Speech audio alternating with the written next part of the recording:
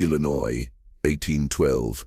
The prairie is a table set for weather, flat, patient, pretending to be simple. Far off, the Mississippi learns new tricks from earthquakes, and church bells in towns with names like prayers ring at the wrong hours. A wagon and a family arrive where fog walks low and the sycamores lift their white arms like witnesses. They are Calders, Ephraim with the posture of a fence post, Agnes with a gaze that counts the distances, a baby wrapped in wool and the last warm breath of another state. They dig where the ground sounds hollow and call it wisdom. The well gives up water that tastes like coins and a blue bead that looks like an eye, remembering. On the 13th frost, the house wakes to a soft knock that has no knuckles and a lamp flame that tilts but does not gutter. The infant looks toward a grassy mound as if recognizing an old address. The ledger begins dates, crop notes, a fever the color of a thought, a word Agnes doesn't remember writing that later comes true. Nothing breaks. Everything leans. In a place not yet a state, they stake their claim on a land that has its own claims. How long can ordinary people hold their shape when their days begin to answer before they're asked? When water preserves what should rot, and when memory behaves like a river that sometimes runs the wrong way. If a curse exists, perhaps it starts as a courtesy. The land knocking politely, asking to be heard. The Illinois Territory is a sentence still being diagrammed. Rivers as verbs, tall grass as clauses that run too long and never apologize. In the year after the New Madrid earthquakes, the ground hums like a hymn nobody remembers teaching it. Men in far-off rooms argue borders and futures. Here, futures are the length of daylight and the certainty of frost. The Calders come west with objects that could be mistaken for faith. A Bible soft at the corners, a tin of seed that still believes in spring, a saw with a memory of other timbers. The Kaskaskia bends like a question around their chosen tract. French names hang in the air, fragrant and stubborn.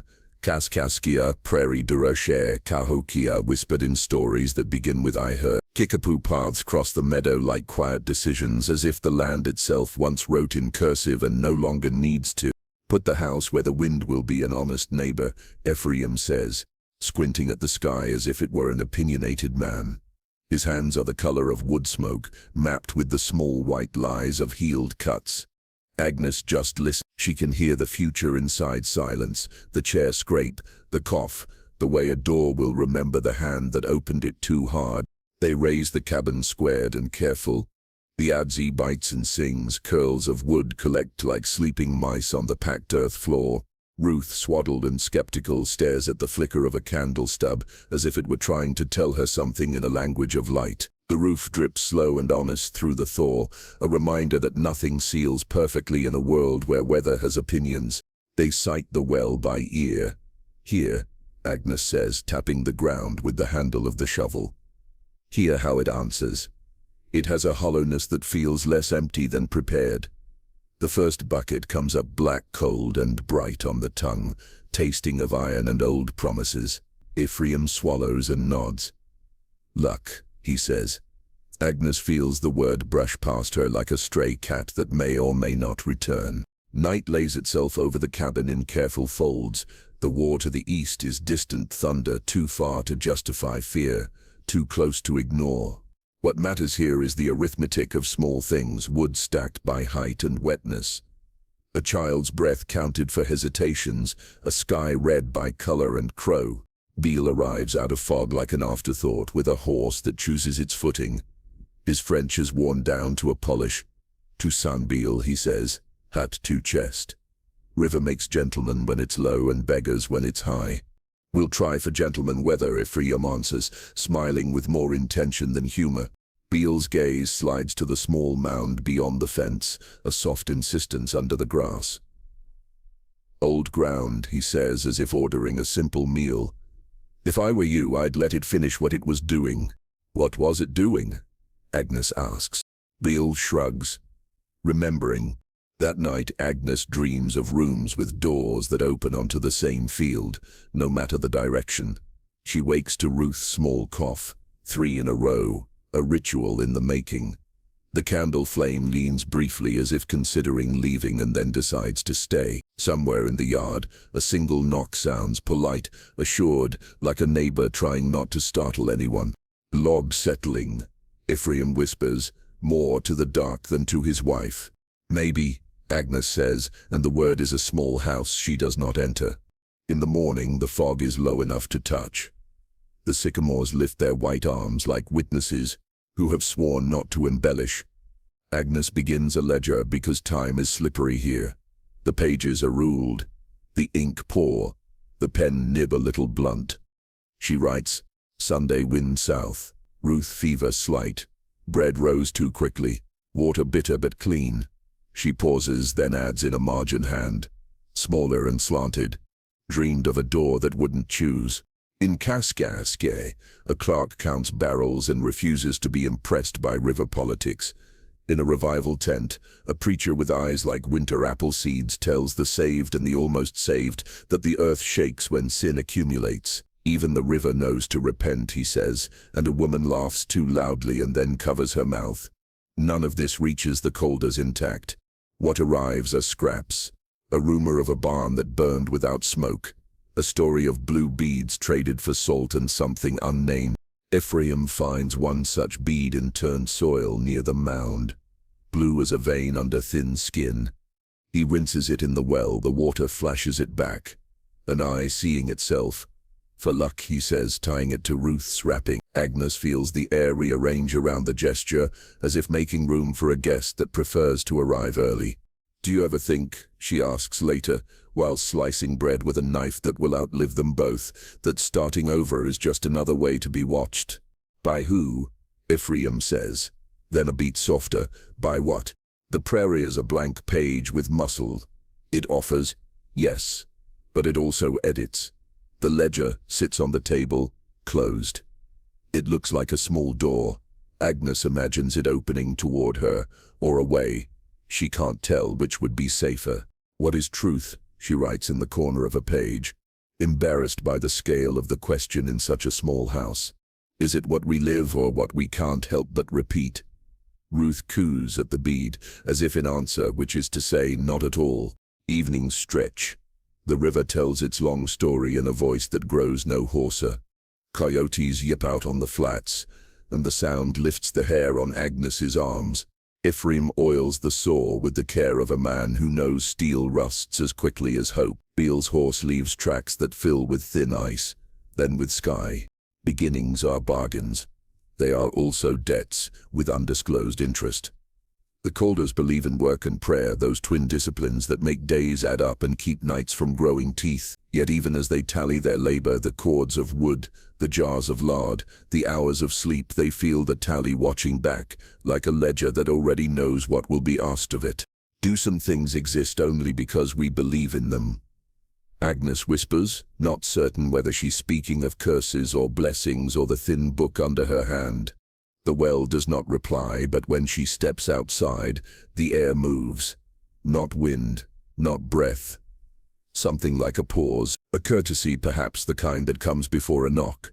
We tell ourselves that truth is a line, plumb and obedient, dropped from heaven to find the bottom of things. But out on the prairie in a year when the earth remembered how to tremble, truth behaved more like water, taking the shape of its container, resisting easy capture, reflecting faces back with a distortion gentle enough to be mistaken for kindness. The Calders entered a bargain without signatures, and the land met them with manners, a knock, an echo, a taste of iron that suggested both health and penalty. Can science explain the soul?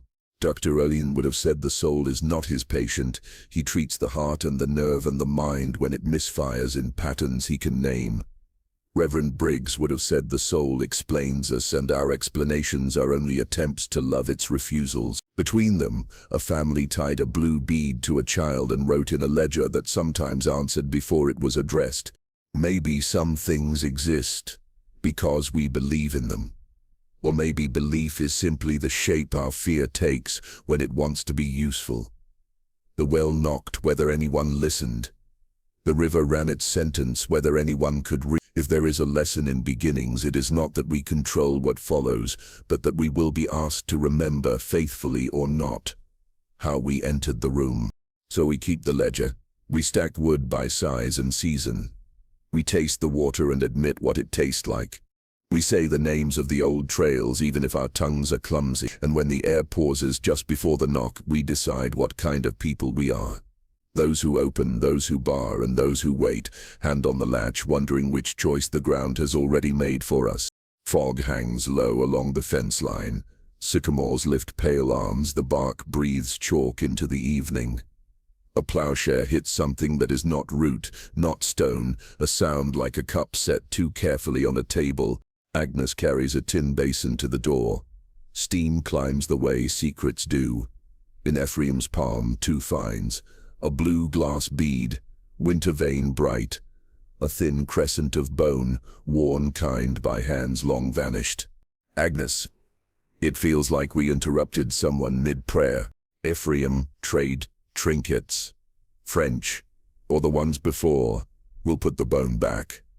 Keep the bead for luck. He ties the bead to Ruth, swaddling with a neat pocket knot. The bone goes back into the mound with a care that wants to be reverence and stops just short. Dusk thickens. The yard holds its breath. A hush, not quite silence. Ruth startles at the same hour.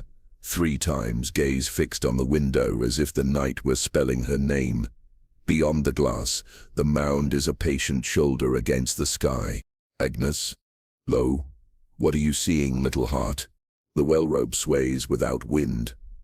Iron kisses iron below, and the bucket answers with a single courteous knock, polite as a neighbor who already knows the hinges. Ephraim. Rope settling. I'll check it at first light. Morning refuses to be ordinary. Around the pail, iron stains bloom in rings, narrow bands like a wedding ring that won't wash off. Agnes scrubs, the color keeps its place. Beale appears where fog makes the road guess at itself. His horse sidesteps near the mound, then stands very still as if a voice said, wait. Beale, pretty bit of glass. My grandmother said, blue keeps boats from mistaking the middle for shore. Said the color outlives the body. Agnes. And the price? Beale eyes on the knoll. Depends who tells it, depends what they think the river is owed. He walks the edge of the mound without stepping on it, the way a man skirts a sleeping name. Beale half to himself. This shape was made to stay a circle. That night sleep behaves like a clerk who asks for names twice. Agnes dreams a chapel under the earth, rafters of root, pews of packed loam, candles that remember more than they burn. Hands pass a bead from palm to palm, flinching without pain. The hymn is water. When she wakes, the taste of iron is already on her tongue. Reverend Briggs comes late, collar clean, hat tired. Reverend Briggs, you've turned up a past. Some pasts were told to lie still. Ephraim, we put back what wasn't ours, we meant no harm. Reverend Briggs, return is good. Repair is different. He circles the mound with the pace of a man escorting grief. He does not step on it. He does not have to explain why. Across the river in Kaskaskia's stone church, a widow fingers a chipped saucer of blue beads. Old baptisms. Older bargains. She tells a girl some colors stay near the throat. That's where promises live. At the courthouse, a clerk writes found 1 glass bead, then scratches the line out as if the page objected.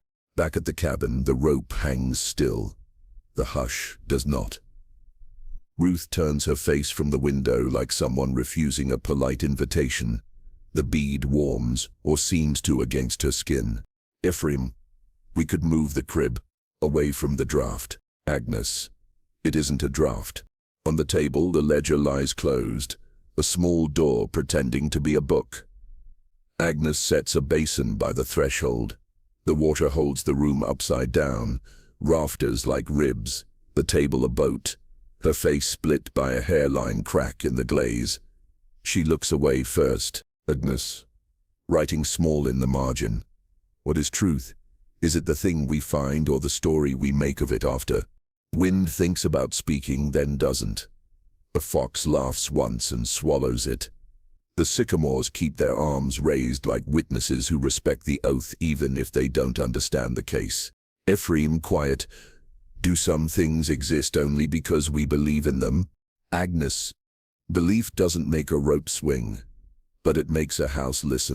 In the ferry house, a boatman tells a traveler that a girl with a bead saw storms a day early.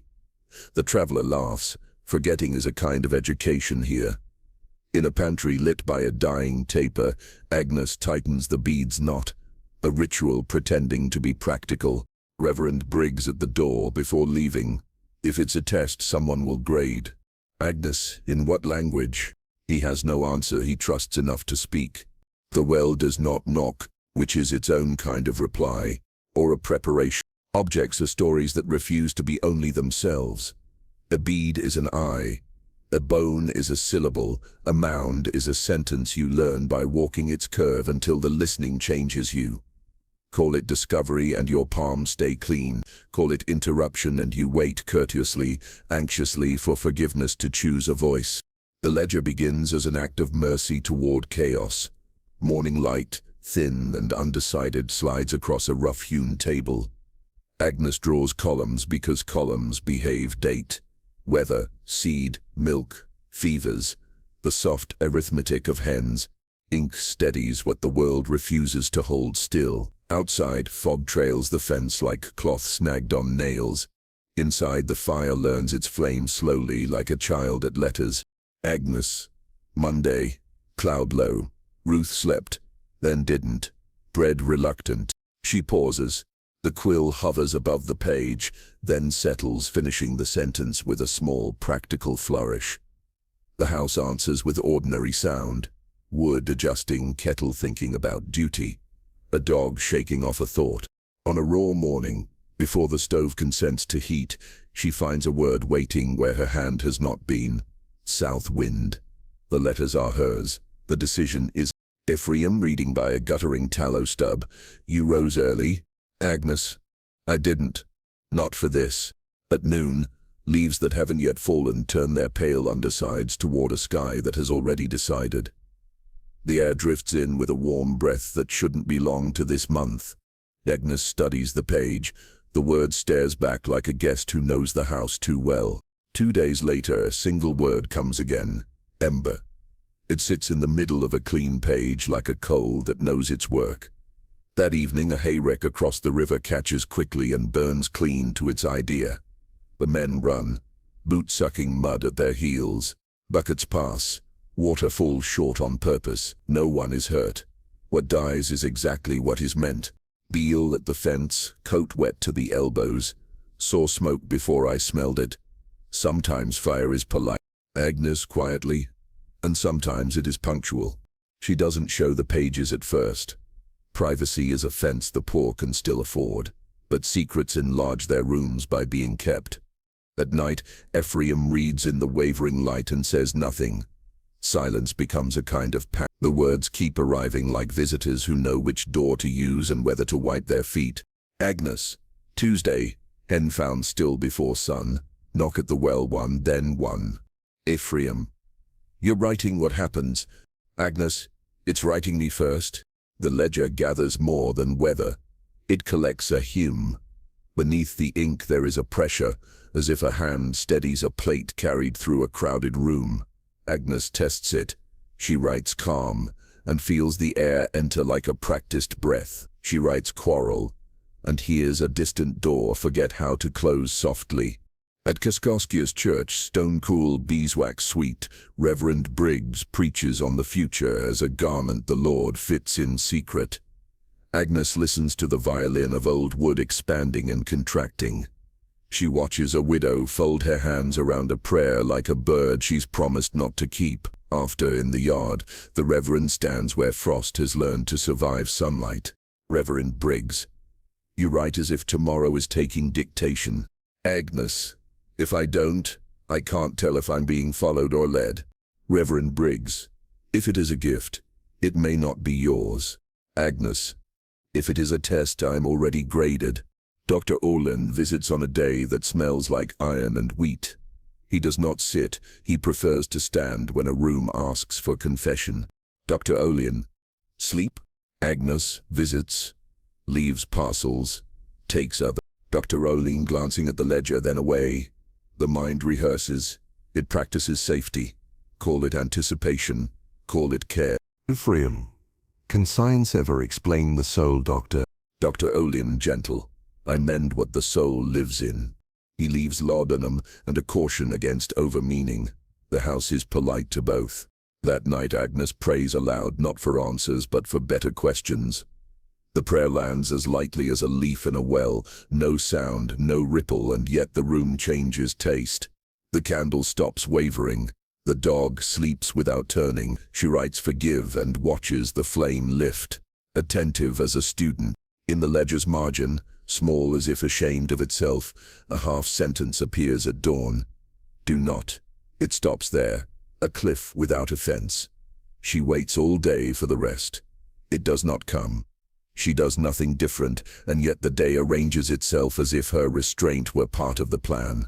Beale, returning from the ferry, hands chapped, eyes river bright. Heard a story downriver girl who wrote storms before they came. Folks stopped listening when the river rose anyway. Agnes, did the writing cause it? Or did the river prefer an audience? The ledger begins to smell faintly of iron on days when the well taps twice. Chickens avoid the threshold when the ink dries slow. Ruth, awake at the wrong hour, points at the closed book and smiles, then falls back into sleep the way a stone consents to water. Ephraim, soft. Do some things exist only because we believe in them? The old courthouse ledger in town, thicker, smelling of glue and dust, has begun to curl at the edges. The clerk writes alleged in a neat hand over too many things and underlines none. A page comes loose and is tucked back in by a woman who reads only names. Names she recognizes, names she hopes to outlive. Evening. The river says its long sentence with no punctuation. Agnes closes the ledger. The thud is small, final, a verdict that refuses to explain itself. Outside, fox prints stitch the yard into a story the morning will misread. Inside, the house listens. Ink dries. The hum recedes. The well is quiet. The quiet feels practiced. What is truth? The thing that happens or the thing that prepares us for what happens? We want life to be a book we are writing. Perhaps we are the margins annotated by a pen we can't see, footnoted by a hand that knows which parts we'll try to skip, reminded gently that even predictions are only another way of learning to be surprised. Preservation arrived without ceremony, like a neighbor who knows where the cups are. The slab of pork lowered into a jar with the well's dark water kept its color into a week that should have turned it argumentative. Apples held their blush as if coat milk soured, yes, but never curdled into temper. In the pantry, rows of glass filled and sealed, and the house learned a new sound. Dozens of small vacuums finding themselves, lids clicking once like polite throats cleared before prayer. Ephraim pleased, reluctant to show it. Iron in the water, rich as a vein. We found our luck the honest way. Agnes not disagreeing. Luck that keeps is a different kind. Neighbors noticed because subsistence is a neighborhood. A woman from upriver tasted coffee drawn from the Calder bucket and put her palm to her own cheek as if measuring a fever that had died without permission. Neighbor woman, it tastes like Sunday morning. Our water's gone tinny since thaw. Agnes, we boil. Twice if the day is stubborn. Neighbor woman, eyes lingering on the pantry. Boiling doesn't make peaches remember summer. Dogs learned the water's edge. They would drink and then raise their heads as if the surface might answer, ears turned to the well as if for a word. A mare balked at the bucket, foreleg trembling, then drank deep and exhaled through her nose in a slow ribbon, as if unburdened. Chickens, who know more than they admit, avoided the shadow of the rope at noon. In the pantry, glass stood like a choir of clear throats. Light moved across the jars and made a music Agnes could half hear. Little chimes of patience, of sugar, of brine. The family ate without the old fear of spoilage, and in that relief another fear found its footing. What debt is being written with this tidy hand? At Kaskaksio's store, where flour makes a pale weather inside, a fur trader told a story about a spring that made men heal too quickly, old scars vanishing like a lie corrected. Seems a blessing, he said, till you need a mark to remind you who you are. The clerk's ledger recorded sugar, salt, a note about the Calder jars in a corner hand, then scratched it out as if the page had manners. Reverend Briggs arrived with the smell of damp wool and river wind. Reverend Briggs, blessings that ignore the seasons can be temptations wearing good clothes. Ephraim, We're not refusing what feeds us. Reverend Briggs gaze on the glass ranks. Nor should you. But remember, the Lord taught bread to stale and lilies to wilt. Decay has a sermon of its own. Agnes, and if decay refuses its pulpit, Reverend Briggs, then we ask what the church has become. At night the pantry felt crowded, as if the jars held not just peaches and meat, but hours that should have passed. Agnes lit a taper and watched the glass become a hall of small mirrors. Their reflection broke into rows. Agnes repeated. Agnes stored. Agnes refusing to spoil. She dreamed in preserving colors, amber, rose, a certain winter red. In the dream she opened a jar and found not fruit but a sound, faint and urgent, like footsteps trying to choose a hallway. She woke to the polite knock in the well, one, then one, a rhythm that had learned their names. Dr. Olin rode in with the Thor, horse slick, spectacles fogging at the door. Dr. Olin, you're keeping well, better than most. Ephraim with a jar on the table, not offering it. Water keeps the meat, apples too. Dr. Olin testing the air the way a man tests a story. Iron will slow certain little lives, and good sealing keeps air from misbehaving. Practical miracles. Agnes, can science ever explain the soul of a room? Dr. Olin smiles, kind, unwilling to be trapped. I'm paid to explain less and mend more. He checked Ruth's eyes, clear. The child pressed a small hand against the cool glass, as if greeting a captured afternoon. Rumor traveled in the ways rumor prefers, woman to woman at the wash, man to man over a mule's shoulder. Someone said a jar of beans turned up at the poorhouse without mold after 2 months. Someone else said a ham preserved in colder water tasted of pennies and kept a widow through a fever. A ferryman told Beale in confidence that when he closed his eyes he could taste the pantry, a sweetness with a metal afterthought. Beale at the threshold, hat in his hands. Mercy that doesn't spoil, it's a new kind to carry. Agnes, mercy that lingers can become a weight. Beale, you naming it weight doesn't make it lighter. Agnes didn't argue. She began labeling in a finer hand, dates tucked like small apologies under wax. August peaches, hog advent, apples, first frost. The tidy script felt like prayer, or debt.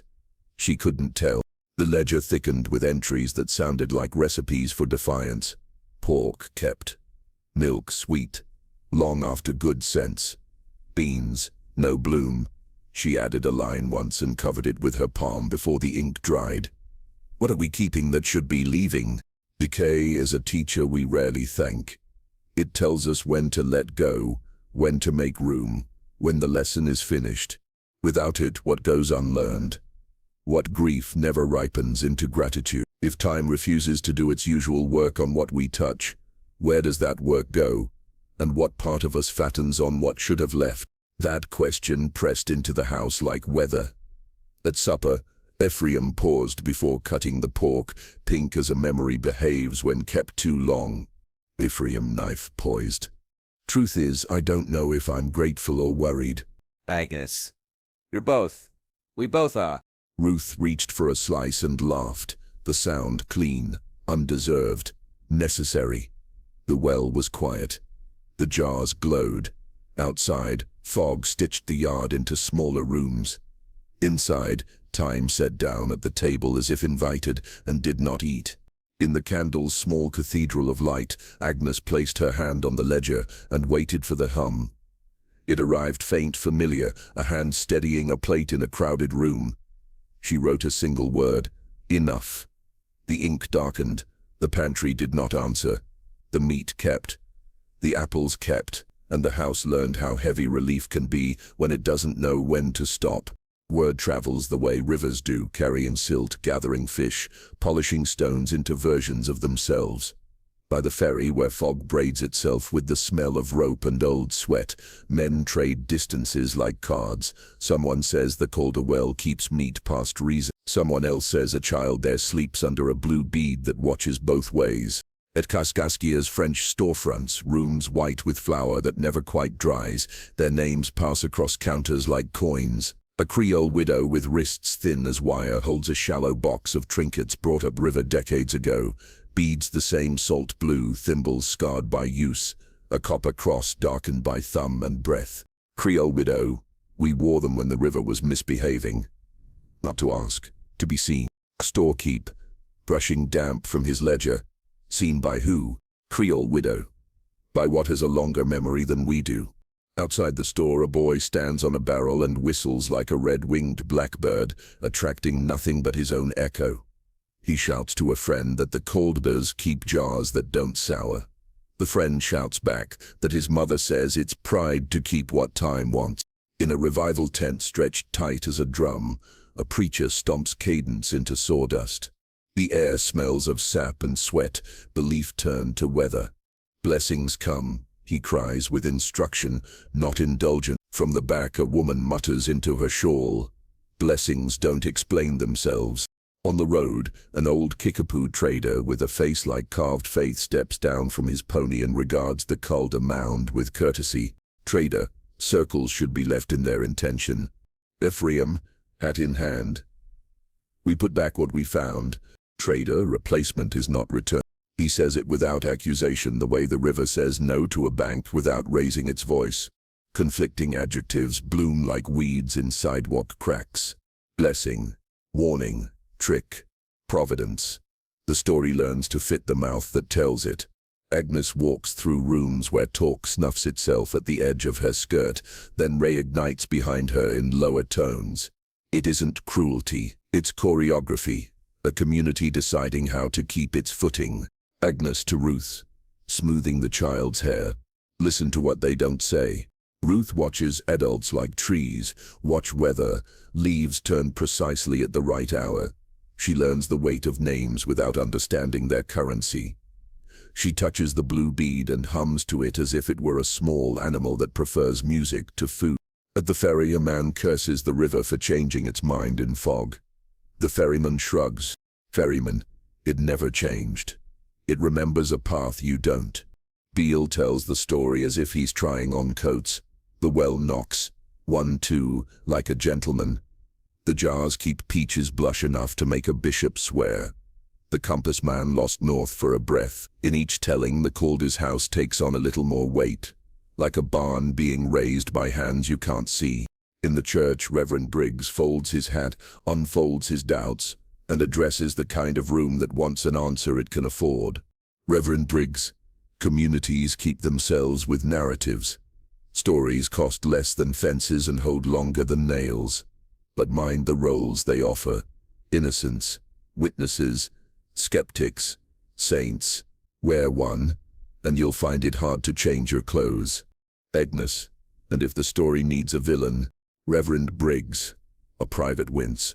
It will make one, kindly, from a face it recognizes. Ephraim endures good-natured questions that are not questions. Neighbor man too cheerful. That iron-rich water, mind if we borrow a pail now and then? Ephraim, pail's there. Handle works fine. Neighbor man, don't suppose the blessing travels. Ephraim, blessings do as they please. At the county office, a clerk copies a stray mention into a margin. Calder water preserves beyond expectation, then scratches it out, training the page in discretion. The next line records a mule sold, a boundary adjusted, the river level noted, higher than it looks. Rumor grows specific. A jar of beans fed a widow through a fever. A child's rash calmed overnight after washing in water that tasted like pennies. A rooster crowed at midnight, twice, and then refused to crow at dawn. The details contradict politely, each choosing a different witness. Truth, like river light, flickers real and ungraspable in equal measure. Writhe, to the bead a secret the house pretends not to hear. If you're an eye, close when I close. She sleeps, and the bead seems cooler by morning. Agnes writes this down and crosses it out. Crossing out is a way to tell the future it's not welcome, an etiquette more than a spell. A boy from upriver arrives to trade acorns for stories. He swears there's a place near Cahokia where compasses sulk and needles circle like hawks. He says some graves are mounds that breathe when it rains. Boy, my uncle says you can hear old feet if you put your ear to the ground. Agnes, placing her palm on the table, feeling the wood's old forest. You can always hear old feet. Question is, do you listen? Night in the Calder house arranges itself with care. The pantry hums glass hymns no church will claim. The well learns restraint, the quiet wears a polite face. The ledger collects names of visitors who arrived with questions and left with groceries, debts paid in jars and deference. Communities require roles. They distribute them like bread. The Calders are offered all at once. Innocents for those who need a lamb, witnesses for those who need a chorus, skeptics for those who need a foil, saints for those who need to be near something they can't name. Each role fits poorly, then too well. Agnes to Ephraim, the ledger open, the ink behaving. When a single family becomes useful to a town's meaning, what part of our life is still ours? Ephraim, after a long look at the door as if measuring how easily it opens. The part we don't let them name. Outside, fog stitches the road to the river. A dog refuses to drink and then does, glancing at the surface as if waiting for it to answer. A clock they don't own keeps time in the walls. The village story is almost complete, until the next mouth alters a word, and the whole arrangement shifts, stable as conviction, fragile as breath. He arrived with the Thor boots, mud-saddled mare steaming, the sharp comfort of camphor preceding him like a small winter that hadn't learned to leave. Dr. Silas Olin knew where to put his eyes in a room. He looked first at the hearth, then at the door, then at the face that was trying not to make the room about itself. Dr. Olin, setting down his black bag. Let's see what's stubborn and what's only tired. He trusted the old European medicine, bodies as balances, minds as weathered organs. He warmed the tin trumpet in his palm before placing it to Agnes's chest. Her breath drew through it like wind through pipe reed. Dr. Olin. Again. Good. And again. He counted her pulse with the care of a miser counting coins that might be counterfeit. He pressed gently at the throat, watched the flutter under skin. Dr. Olin. Sleep. Agnes visit. Leaves gifts. Takes others. He prescribed tinctures that tasted like bark and patience. Valerian for the night, willow for the ache, bitters for the hours that turned their backs. He peered at the rye in the bin, found a dust he didn't like. Dr. Olin. Ergot can tilt a mind, make vision stand where air ought to be. Boil your water. Boil again. Ephraim. We do. It thanks us then, tastes of iron anyway. Dr. Olin, gentle. Iron will do that, sharpens the mouth. Sometimes the temper. Nothing supernatural about a mineral that loves blood. He wasn't wrong, only insufficient. Laudanum laid a hand on Agnes's nights, polite but firm. She slept like someone who had finally asked for help. The ledger remained precise as ever, predicting the day the way a clock predicts noon. The well, boiled or not, preserved with the same unbending courtesy. Pork kept its color into impolite time. Apples rehearsed blushes 2 months late. Olin returned a week later with a notebook bound in a conscience-dark leather. He took notes without adjectives. Outside, near the mound, he let a compass sit on his palm. The needle quivered, forgot north for a breath, then located it with a shiver. Dr. Olin, light, too light. Lodestone.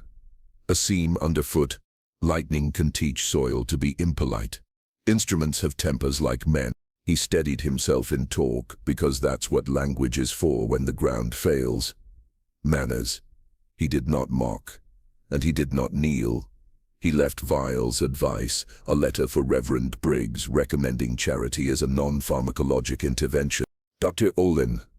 I'll come again if things worsen. Agnes, a small smile. That presumes a direction. He paused, accepting the correction without offense. At the store in Kaskaskia, flour turned air into weather, and men conjured certainty with the easy cruelty of the untroubled. Olin says iron, one declared. Science, another affirmed, as if the word were a broom. Meanwhile, a widow held a jar that refused to bloom mold and wept for reasons she would not confess to strangers. Ruth, solemn as a bell, watched Olin's hands as he packed his bag. She held up the blue bead, palm flat. He considered it the way a man considers a question with no place to land. Dr. Olin. Pretty glass. Hold it to the sun. It will tell you what it knows. Ruth, whispering. It knows when I'm asleep. He patted her hair. He was a kind man who had learned to ignore doors he couldn't close.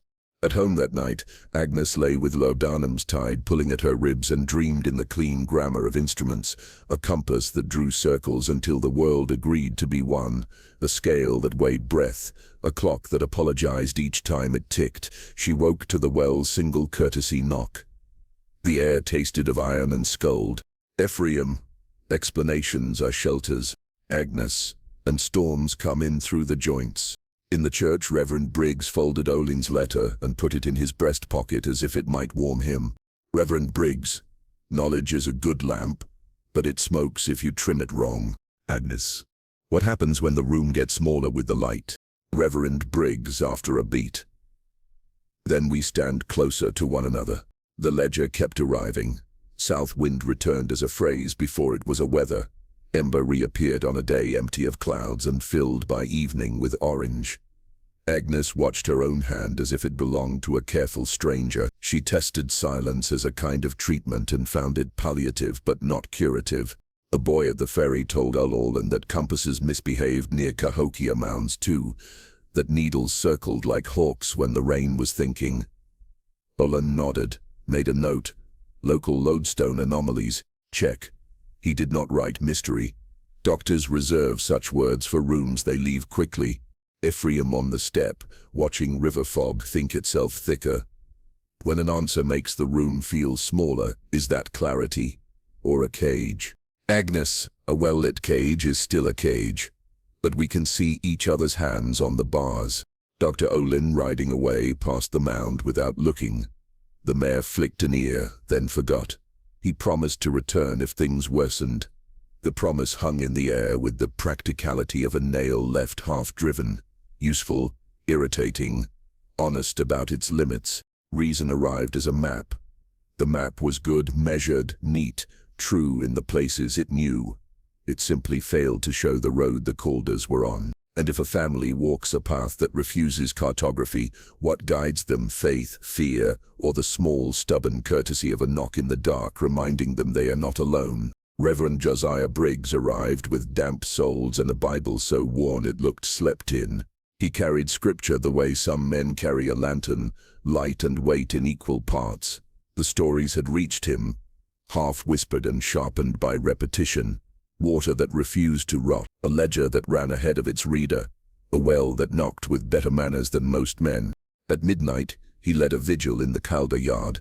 20 souls in coats and shawls stood in careful formation, each holding a candle cradled by hands that had held hope before. The wind respected their silence. Voices rose slow, psalms, petition, apology. The prayers layered like a winter quilt, stitched with uncertain thread. Briggs, holding a small wooden cross, voice measured. We come not to judge, but to listen. Sometimes the Lord speaks low, and sometimes not at all. The well remained unmoved. Its surface reflected stars too sharply, as if they were drawn too near. The water did not ripple, not under breath, not under scripture. It listened and withheld. Agnes, standing apart, felt the absence like a draught that knew her name. Agnes, quietly. What if it already heard? Briggs. Then we ask what answer we've earned. By dawn the vigil collapsed into warmth and sore knees. A hen keeled over without sound, without gesture.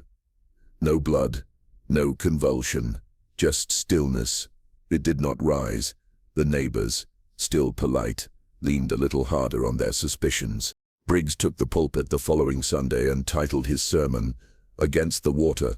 There was no thunder in his voice, only ache. He did not scold, he did not demand. He made space for discomfort, which many welcome.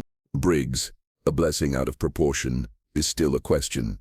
When water keeps meat but not memory, we must wonder, what part of God's design are we permitted to edit? The congregation listened the way people do when they want to be told how to feel. Heads bowed not from obedience but relief. A structure was offered. Skepticism in the shape of a hymn. Ephraim sat with his back straight, eyes fixed. Agnes did not bring her ledger. She feared it might cast shadow on scripture. Briggs never asked to see it. He passed it on the shelf like one passes a grave, acknowledging but refusing trespass. Later, in the Calder pantry, jars glowed without pride. The meat was still sweet, the peaches still remembered a tree they no longer needed. Briggs returned to visit, without candlelight, without crowd. Briggs looking at the jars, not touching. Some say the Lord tests by silence, others by abundance.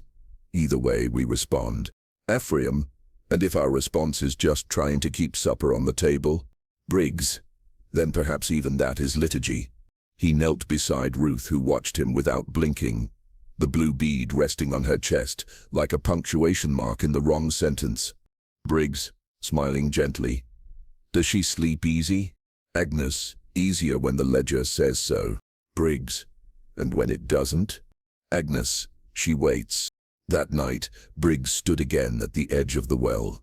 No vigil, no choir, just cold breath and a bucket that refused story. The knock did not come. The stars were shy. He placed a hand on the rope and prayed, not for answers, but for clarity. Briggs' eyes closed. Lord, if this water is yours, remind it what mercy looks like. And if it is not, teach us how to refuse the invitation. Faith wants to make an address out of the inexplicable. Prayer, by nature, is hope disguised as authority. If prayer fails to move a thing, what then? Do we name the failure in our own hearts, or blame the silence in the thing itself? Briggs did not say, he only added a verse to the next Sunday's sermon. Briggs, consent is the holiest part of belief, and consent requires discomfort.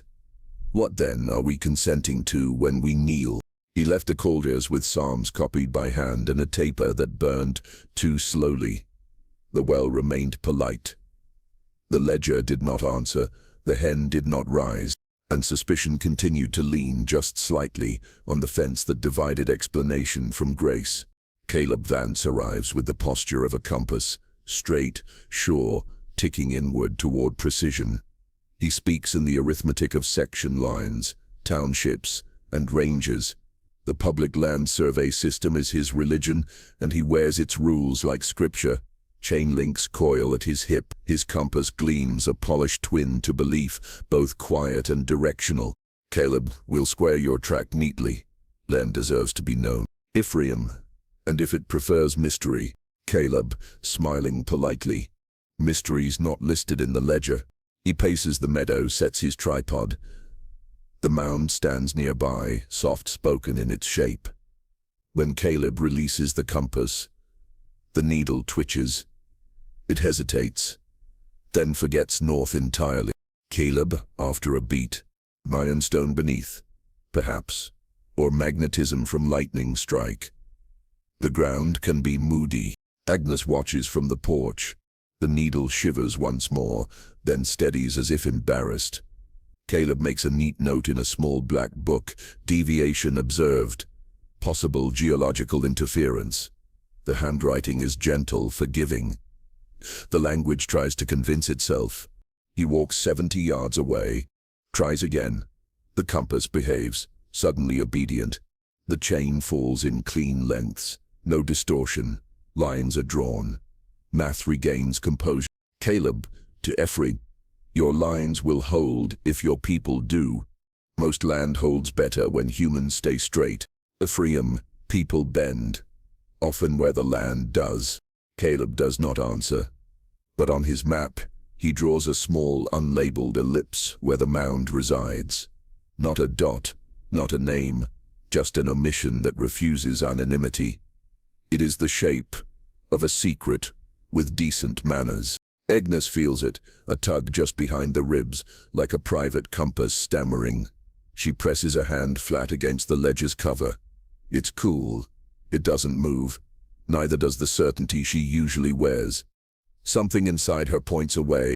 Ruth, watching from the yard, places a stone where Caleb stood before the needle forgot. She hums low.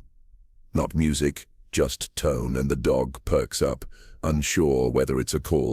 Later at the church, Reverend Briggs preaches on order. Briggs, God values lines. He formed the river and the ridge, but not all maps he meant for measuring.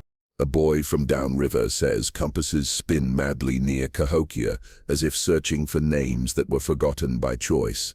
His uncle told him the land turns old direction into warning. No one corrects the boy. Even those who don't believe let silence agree. Caleb packs his tools and tips his hat, polite as a man who noticed something and decided not to mention it. Caleb, a shape on paper, a shape in pasture. If they disagree, trust the one that doesn't speak. Agnes, what if neither speaks? He hesitates. Caleb, then listen for where the hush feels oldest. Navigation, after all, is faith with bearings. We trust the arrow to know better than the horizon. But when it stutters, when it forgets what it was built to remember, we improvise dignity. We call it the wind. We call it iron. We never call it a confession. That night, the compass Caleb held rests on the mantel. He gifted it to Ephraim as thanks. It points north. Then, for an instant, it doesn't. Agnes writes in the ledger, "Needle lost its voice. Found it too late." The ink behaves. Her thoughts do not. Some tools warn, but only briefly. Then they return to silence, lest we ask who taught them to speak. Ruth grows with the confidence of roots that trust the soil. Her laugh becomes the house's favorite sound. And then, on a night when the wind speaks in two voices, one above the roof, one beneath the floor, another child arrives. His name is Abel, and his cry is neither loud nor slow, but precise, like punctuation in a sentence you didn't know you were writing. He is ordinary at first, quiet, helpful. He rubs nails on the table as if they purr. He learns to split wood with the humility of someone who doesn't need the applause. But when he turns 12, something shifts, not with fanfare but with repetition. He begins to speak in his sleep, his voice measured like scripture, unfamiliar yet resolute. Agnes sits beside his bed, ink ready, listening the way one listens to weather before it turns. Abel sleeping. 3 stones. Shallow ford. Willow like a hand. The cadence never stumbles. Each phrase arrives with the confidence of direction, not confession. By morning he remembers nothing. Agnes, do you dream? Abel, yawning. If I do, they don't want me back. He draws maps in ash on the hearth, the Kaskaskia bent as if thinking hard. He places a pebble on a curve. Days later, a flat boat catches its belly there, scraping protest into river mud. Ephraim hears of it from the ferryman. Ferryman chewing tobacco. Funny thing. Boat snagged where no snag ever was. Maybe the river's just learning new tricks. Dr. Olin is summoned. He arrives with a stethoscope, salt in his tone. Dr. Olin. Somniloquy. The body mutters what it can't say aloud. More meat. Less reading. Keep him busy. He recommends waking Abel before speech begins, interrupting the map before it finds its borders. Reverend Briggs visits at dusk, his coat heavy with the weight of belief. Briggs, don't record the words, you'll give them shape they don't deserve. Agnes, what if they're only describing a shape already here? Briggs, then we name it carefully lest it name us back. Abel listens to their concern with the kind politeness of a boy who isn't hoarding anything. He shrugs at the mystery. His indifference is not dismissive, it is simply unclaimed. Some nights, the well is quiet when he speaks, as if deferring to another kind of knowledge. Agnes notes it in the ledger. Agnes, writing softly, while silent, Abel spoke. One afternoon, Abel stares at the bead from the mound. His fingers touch it as if it breathes. He turns it face down and leaves the room. The gesture is neither fearful nor reverent. It feels like punctuation again, something ended, something left unsaid. Children make maps of their houses without knowing they are cartographers. Ruth draws rooms with the precision of memory. Abel draws places no one else remembers. He sketches a bend in the yard that doesn't exist. Ephraim walks it, finds no curve, and doesn't argue. Ephraim, maybe he's drawing a house that's waiting. Agnes, or remembering one that never asked to be found. One night, Agnes wakes to find Abel standing outside, barefoot, staring at the mound. He doesn't speak. He places 3 stones beside it, flat, equal, deliberate.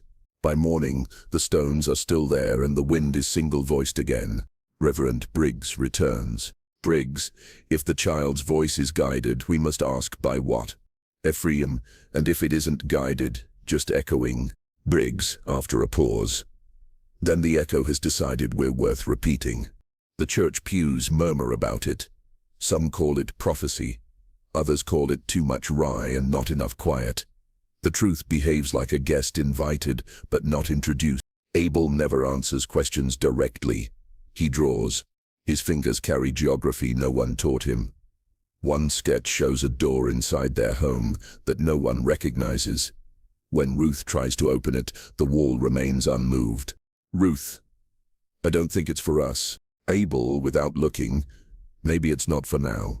Agnes studies the drawing long after both children sleep. She traces the lines with a finger that has begun to ache during storms. In the ledger, she writes, "Child maps what memory edits." When a child draws rooms we do not recognize, do we renovate the house or question the drawing?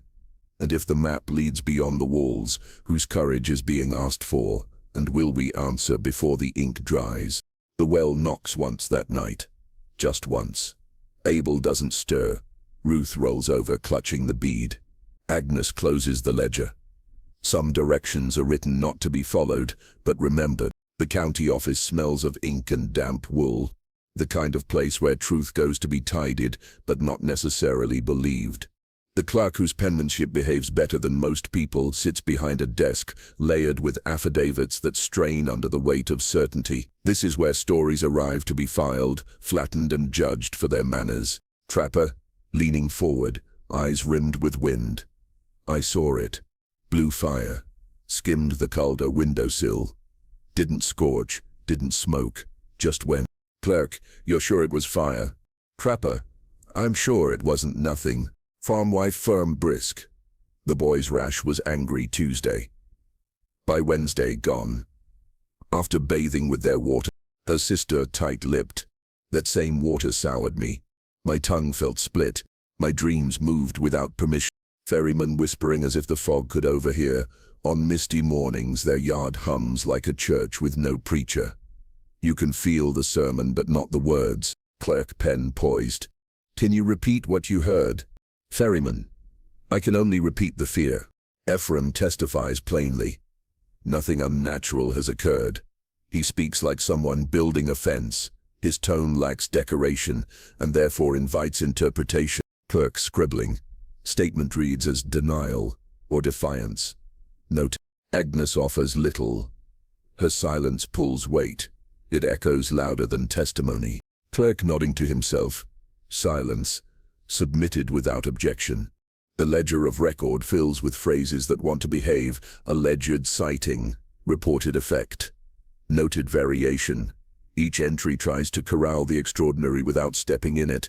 One woman reports she smelled cinnamon inside the Calder barn, though no one bakes. The boy says he dreamed of 3 stones in a line before seeing them at the mound. The man claims the jar of peaches he traded for returned sweet from vinegar without boiling. Truth, like smoke, resists being bottled. The clerk's pages grow heavy with attempts to hold something untrained. A stamp thuds against filed, but nothing feels settled.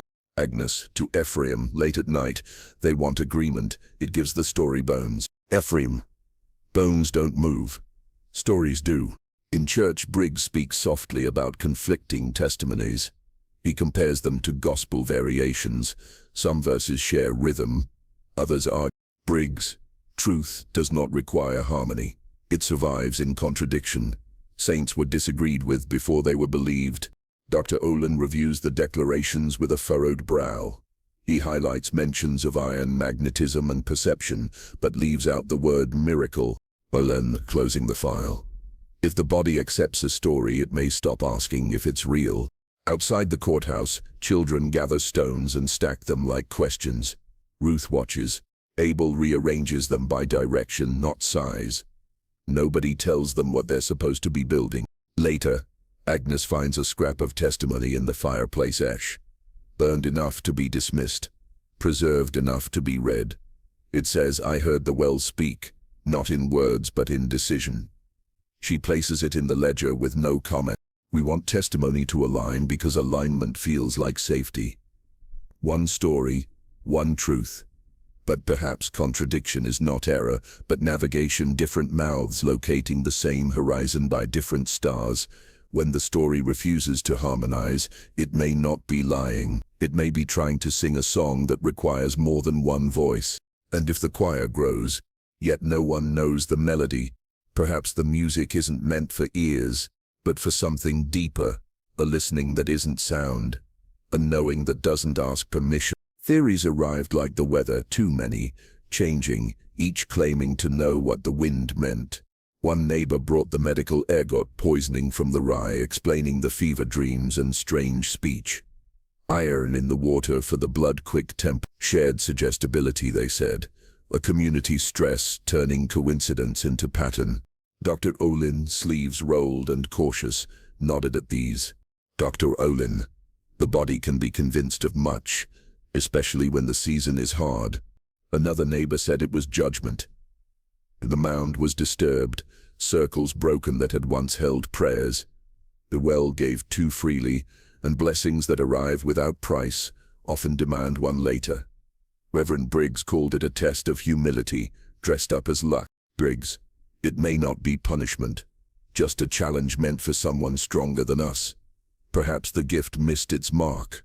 Then came the occult, a whisper at the market, a bead that wasn't glass but a vessel, a well that had not been dug through dirt, but through something older, a spine of memory, a witch saint buried with her child.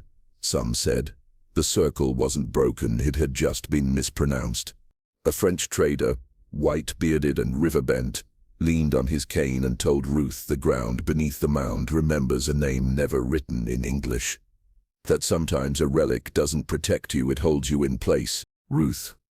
What kind of name? Trader, smiling sadly. One the land keeps for itself. Agnes gathers these ideas as she gathers laundry, each one folded with the quiet tension of something aired too long. Useful, yes. Embarrassing to believe in. Maybe, but necessary to carry. She writes them into her ledger, not as answers but as coordinates. Agnes, scribbling. Ergot, iron, circle, child. She underlines none. Ephraim reads them and picks the ones that let him split logs without second thought. Ephraim, whatever keeps the fence straight, is theory enough. Abel sketches 3 stones again and again, each more certain than the last. Ruth, tired of the repetition, snaps the charcoal and tosses both halves into the stove. Ruth, it's already drawn. Stop redrawing it. Abel murmurs. It moves if I stop. No one asks what it is. Agnes turns the page and adds a new column. Theories that help, theories that distract, theories that refuse to choose. The pantry hums with jar lids that never unseal themselves. The ledger fills with predictions that land too softly to disprove. Theories nest in corners, some like prayer, some like warning. Dr. Olin returns and studies the ledger, careful not to touch it. Dr. Olin. They're not all wrong, but none are correct. Reverend Briggs adds a note of caution in the Sunday sermon. Briggs, be wary of any answer that lets you sleep without question. The truest truths ruin comfort first. Agnes nods, knowing he's not preaching to her but for her. Ephraim stacks wood and hums. Abel watches the horizon like it's waiting for a verdict. Ruth writes her name backward in the dust beside the well. Later, Agnes writes in the ledger, theories are rooms we enter when the wind picks up, but rehearsals are not performances. And comfort is not safety. Which theory gives us a future we can live in? Is that the same as being true or only kind? The bead remains blue. The water remains dark. The well knocks 3 times and then forgets the rhythm for a week. The house listens. The land does not explain, and the story prepares its next season. The ground had grown too fluent in mystery. The ledger too sure of itself. Suspicion leaned like shadow against the house, so the Calders, tired of being the subject, tried their hand at authorship.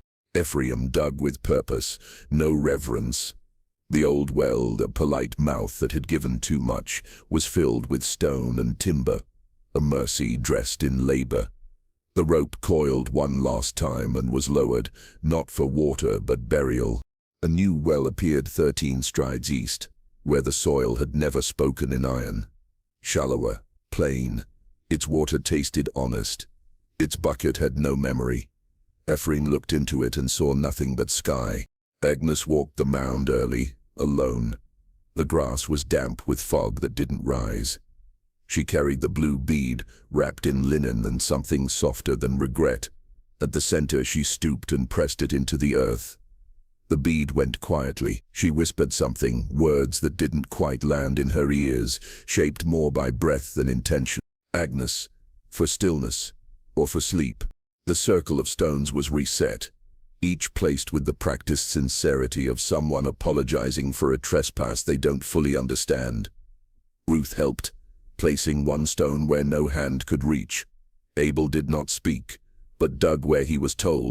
For a time the days went dull. Milk soured on schedule. Apples dimmed their color precisely. The pantry sang no song, no tapping from the old well. The ledger returned to old rhythms, weather and wood counts, chicken moods and market prices. Agnes, writing, wind east, fence repair, no knock. Relief walked the yard without shoes. It didn't ask permission. Ephraim to Agnes. Maybe it wanted peace as much as we did. Agnes, peace that requires retreat is not peace. It's quiet. Then one evening, just after supper, the knock returned. Not from below, not underground. From the door. 3 taps, careful and undecided. Ephraim opened it. No one stood on the step. Only wind crossed the threshold, paused. It did not scatter papers or chill spines. It stood still, waiting. Then left. By morning the new well had a taste. Metallic, not sour. The bucket echoed like a room trying to recall a prayer. Ruth drank from it and whispered that it felt grey. No one corrected her. Agnes closed the ledger over a page that had written itself. 3 stones accepted. 1 knock misplaced. Quiet, now thoughtful. The buried well sealed under timber and stone began to dream loud. At night the pantry walls pressed inward slightly, just enough to lean the house. No creak, no shift, just gravity noticing something old. Ephraim, hands on knees, surveying the tilt. Did we ask the right way, Agnes, or the wrong thing? Abel placed a pebble at the hearth and did not say why. Ruth tucked her beadless hand into her apron and hummed a tune that no one taught her. That night the fog held longer than usual, as if unwilling to part from the mound. Reverend Briggs arrived uninvited, tapping once on the window. Briggs, you tried. Sincerity counts. But the land prefers clarity. Agnes, what if clarity isn't kind? Briggs, looking past her. Then we learn to survive honesty. We are forever making trades with the unseen. Some offers are accepted, some payments are pending. The Calders made their bargain, buried the gift, returned the shape, whispered their part. But if a debt remains, if silence masks collection, perhaps the currency wasn't wrong. Perhaps the creditor is still deciding how to sign the receipt, and the ledger waits, ink drying slow. Winter retreated slowly, like someone gathering regrets. Then spring came abruptly, mud-heavy, river loose, a season with its sleeves rolled. The Kaskaskia stepped out of its banks not angrily but with intention, as if remembering places it once belonged to. The yard became a shallow lake. Water stroked the porch like a visitor unsure of its welcome. The house itself lifted, just barely on its sill stones, an old instinct, a gesture of dignity amid intrusion. Agnes stood under the frame of a door meant to hold back weather. She watched a snake, gray-green and calm, move through the new lake like a line of cursive, written by someone fluent in a language she would never be taught. Its body was slow punctuation, its movement, not threat, but statement. Abel paced the yard with string and sticks, marking heights, counting seconds between drops. His concentration was sharp, his silence sharper. Agnes, that won't stop the river. Abel placing another stick. It makes my side of the argument. At the edge of the flood, the mound changed. The buried circle emerged without ceremony, a ring of clean stones unbothered by silt. They held their shape like someone finally telling the truth. Agnes knelt beside them, touched one, and whispered a thank you, not to be heard but to be understood. Ruth heard it first, a sound like a bell with no tongue. It came through the water, not from it. She turned to Agnes and pointed not with fear, but with expectation. Ruth, it's waiting. That night, Abel sleep-talked. Not maps this time. Just one line. His voice steady, his breath patient. Abel whispering. It is not curse but echo. Agnes sat by the bed, writing nothing, listening harder than usual. The well did not knock. The house did not lean. Even silence seemed to hold its breath. By morning the water had pulled back, modest and slow. It left behind silt the color of memory and small bones, fragile, pale, shaped like they once belonged to something honest. Ephraim found them in a shallow bend, gathered them into a clay jar without speaking. Ephraim, they wanted the air again. Agnes, or just permission. The jar hummed faintly under his palm. Not vibration, not sound. The hum of presence. A throat that hadn't yet stopped listening. Dr. Olin came with a rag for his boots and no theories. Dr. Olin touching the stones. Precision, not accident. Reverend Briggs followed a day later with a verse about the flood. Briggs. Water does what memory does. Rewrites, corrects, omits. Sometimes it prefers truth, other times mercy. Agnes didn't answer. She wrote in the ledger, 3 stones clean. Echo audible, bones small and waiting. That afternoon Ruth placed the jar beside the hearth, not for heat, but because some objects ask for company. Abel nodded as though approving something too quiet to speak aloud. Floods edit landscapes with the arrogance of editors who believe they know the real story. The river carved away where it had no right and left behind something more accurate than maps. If water is the first historian, the original archivist of the land, then what version of us will it choose to keep? And what will it erase? Not maliciously, but with the confidence only facts possess. That night, Agnes dreamed of 3 stones, not arranged but spoken. She woke with a sentence in her chest and did not write it down. Some echoes are meant to be carried. Outside, the soil dried like memory, slowly, unevenly, leaving behind a map no compass would dare explain.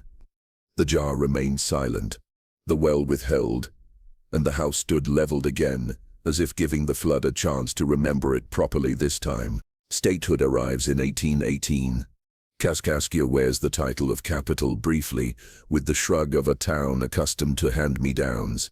Its streets fill with brass words and soft boots, but history does not root easily in borrowed soil. The Calder place remains a dot on a map, silent, stubborn, drawn by men who never stepped through its mist-damp yard. Agnes holds the ledger and watches the ink outlive its writers. Some entries remain warm, others fade like footprints in silt. One page, dated 2 years earlier, begins with 3 stones and ends with no punctuation. It matches nothing until it matches everything. In nearby Chester, a traveling mesmerist performs under a tent, flapping with opinions. His pocket watch swings. Agnes attends. He cannot send her to sleep.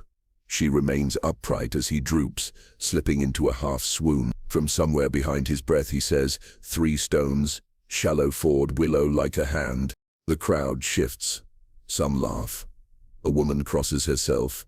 Agnes feels the phrase brush past her. Not aimed, simply recurring. A password migrating between mouths. Dr. Olin returns once more, older, trimmed with caution. He no longer argues with the ledger. He touches the compass on the mantle and it slides north, then slightly north. Dr. Olin gently. These days I prefer observing over naming. Reverend Briggs attends his wife's burial under a thin sky. His sermons soften. He now quotes psalms that mention mercy more than wrath. He pauses before his sentences, letting space suggest belief. Briggs, some truths prefer quiet. I've decided to stop asking them to speak louder. Elsewhere, timelines fray. A cousin writes from Ohio, claims jars in her pantry refuse to turn, even without wax.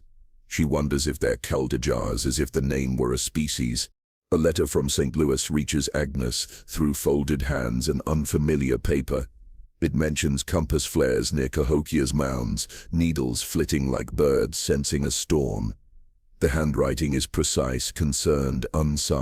A boatman sketches a bend in the river where fog thickens and light sulks. He labels it, "Do not trust." The map folds itself like a secret. Agnes places it between pages in the ledger, careful not to disturb older ink. Outside, the grass over the mound never browns. It remains indecisive through drought, through snow. The stones stay arranged. Ruth walks circles around them and hums notes that haven't yet chosen a melody. The old well, sealed and respectful, and knocks once in deep winter, just once. A reminder, a courtesy, like a neighbor tapping a fence post, not for help but to say it remembers you. Abel sits under the willow drawn by his own hand years ago. The tree now reaches its branches like a question too polite to interrupt dinner.